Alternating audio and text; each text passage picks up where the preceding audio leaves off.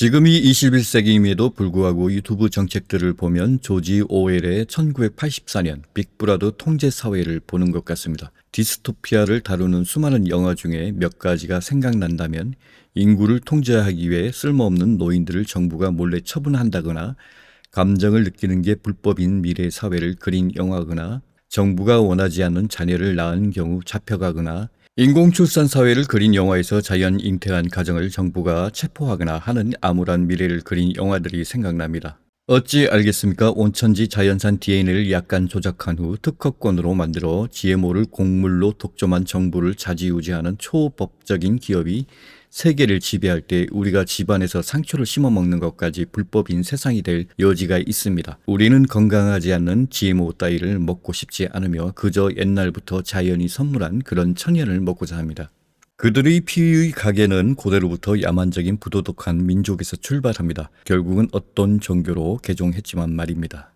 유튜브 정책들은 전세계 인간을 훈육시키는 심리 프로그램이자 영국 타비스톡 기관이 심리 조작과 모사드 CIA 프로그램과도 같은 대중 컨트롤하고 순응하도록 철저하게 다루는 프로그램과도 같습니다. 서구 사회의 이런 강경한 정책들은 빅브라더 사회의 인터넷 통제 사회로 가는 길목입니다.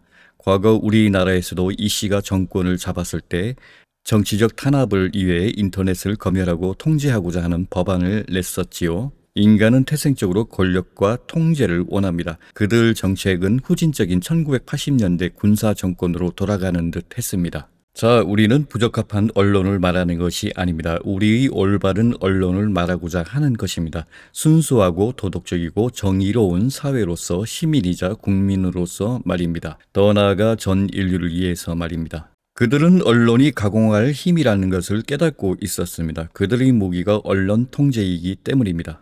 유튜브 사용자들이 정책을 모를 수 있으니 친절하게 구체적으로 짤막하게 재사용 템플릿 또는 자작 영상을 재사용할 때는 크리에이티브 커먼즈 저작자를 사용하셔야 한다는 주의나 경고를 주면 되는데 가차없이 한 방에 3개월을 감옥에 가두어두는 훈육 프로그램은 가히 대중을 호구로 알고 통제하고자 하는 것입니다.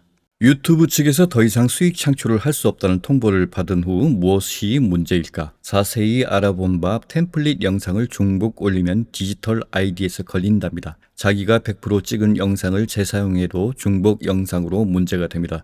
우리가 대부분 무료 템플릿 영상을 가져와서 영상을 만듭니다. 이 크리에이티브 커먼즈 저작자 표시를 해줘야 문제가 발생하지 않는데 이미 컴퓨터에 템플릿 영상 파일을 다운로드한 게 있는데 이걸 또 재사용하게 되면 자기 덫에 걸리게 됩니다. 문제는 단순한 곳에서 발생했습니다. 크리에이티브 커먼즈 저작자 표시. 그것을 모르고 영상을 올렸으니 이 난감한 사건이 벌어졌습니다.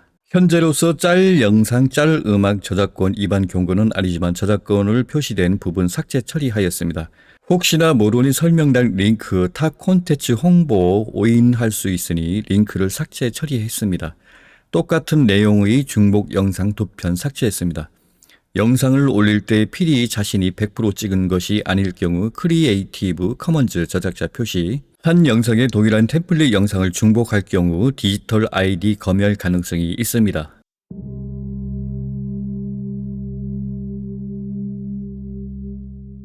최근 유튜브 수익 창출 허가가 되어 핀 번호만 오면 되는데 갑자기 2월 2일 2시에 유튜브로부터 더 이상 수익 창출을 할 수 없다는 통보를 받았습니다. 이유는 재사용 콘텐츠가 상당수 있다고 합니다. 특이한 것은 여러 아티스트의 노래 모음 허가를 받은 경우도 포함합니다. 아마도 영상 짤과 짤 음원이 문제가 되는 것으로 보입니다. 일단 오늘까지 저작권에 걸리는 몇 개를 유튜브 편집기를 통해서 삭제했습니다. 이외에 또 문제라면 저작권 표시가 안 된 것까지 물고 늘어지면 상당수 영상을 삭제해야 합니다. 27초 이하 짤 영상들이 저작권 침해로 표시되며 이것은 경고가 아니라고 나옵니다. 문제되는 것으로 애초부터 올리지 않는 것이 좋고 특이한 것은 여러 아티스트들이 노래 모음 허가를 받은 경우를 포함합니다. 유튜버들 중에는 오토바이 시내 주행 영상을 올렸는데 혐오 발언으로 채널이 삭제되었다고 합니다. 3번이나 항소를 할 수 있었는데도 채널이 삭제 처리되었답니다. 또 한 가지는 황당한 방법으로 채널 경고를 받은 경우도 있는데 100% 자신 창작물인데 저작권법에 걸려서 증명을 해도 유튜브에서 사실을 판단하지 않고 경고를 풀어주지 않습니다. 유튜브 시스템이 이 부분이 매우 후진적으로 보입니다. 유튜브는 전 세계적으로 매달 20억 명이 활성화되어 있다고 합니다. 유튜브가 가장 매력적인 것은 유튜브 쪽에서 동영상 시청 시간에 따라 광고료를 일부를 수익 창출할 수 있다는 것입니다. 많은 사람들이 유튜브를 본다는 점이죠. 요즘 유튜브에 광고가 줄어드는 추세로 보입니다. 예전만큼 수익도 토막이 나는 것으로 보입니다. 경쟁사 중국 틱톡을 견제하기 위해서 정치권에서 안보 문제로 미국의 틱톡 서비스가 차단도 언급되었습니다. 정보 지식을 전파하는 플랫폼으로는 쓸모가 없습니다. 최근 우리가 당할 수 있는 부분 재사용 동영상으로 수익 창출이 막히는 어처구니 없는 사태가 벌어졌습니다. 상당히 까다롭게 정책을 유지하고 있고 저작권이나 여러 가지 문제들의 경고가 풀리기 전에 연속 3회 유튜브 삼진 아웃 걸리면 채널이 영구 삭제됩니다. 내 이름으로 만든 전화번호로 전화번호를 바꿔도 영구 유튜브 퇴출된답니다. 그러면 엄마, 아빠, 형 계정을 만들어서 해야 할까요? 영구적으로 유튜브를 만들지 못합니다. 다음 생에 동일한 지구에 환생해서 그때까지 유튜브가 살아남았다면 다시 하면 되겠죠. 멸망할지도 모릅니다.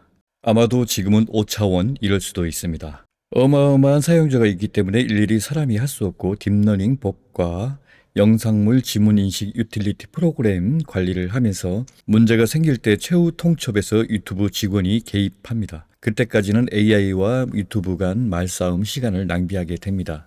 최근 AI가 발달했습니다. 이 AI 유튜브에 접목시키면 어마어마한 파급력을 가지게 될 것입니다. 사람이 하는 것과 같은 판단을 내릴 것입니다.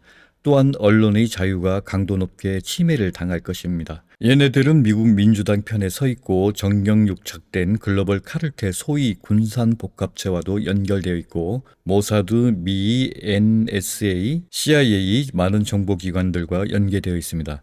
얘네들 족벌이 카자리안 하자르라는 전설이 있습니다. 한국 기업이 유튜브처럼 동아시아 동영상 호스팅 플랫폼을 만들면 좋겠는데요. 한국에서 사업하기가 매우 까다롭습니다. 규제가 높고 매우 까다롭고 또 기업 세금 부담이 크기 때문에 사업하는 게 어렵습니다. 미국도 마찬가지이겠지만 족벌 파벌이 아니면 사업하기가 매우 힘듭니다. 글로벌 경기 둔화로 기업이 휘청거립니다. 그동안 돈 벌어둔 것은 어디 갔냐 하겠지만 수익의 상당 부분 세금으로 납부하는 게 많기 때문에 몇 달을 버티던가 아니면 1년 이상을 버티기 힘듭니다. 그냥 망하는 것입니다.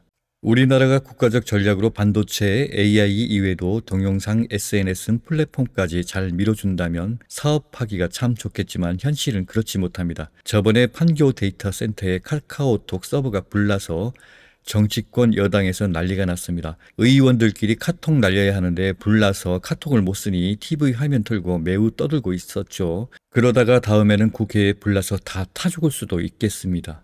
검색을 해봤는데요. 유튜브를 대체할 수 있는 플랫폼을 16개까지 있습니다. 그 중에는 3개가 보이는데 영문권이라 또 매력이 있지도 않습니다. 16개 대부분 활용도가 떨어지고 특정 국가, 특정 플랫폼 등이 있습니다. 이전에 럼블을 만들어 봤고 동영상 길이에 따라 돈을 지불해야 할 것 같습니다. 비트스트와 브라이트원, 럼블은 정치색을 띠고 유튜브가 검열을 하면서 대안으로 만들어진 것으로 보입니다. 유튜브 자체가 검열이 악명이 높아서 언론의 자유가 없습니다.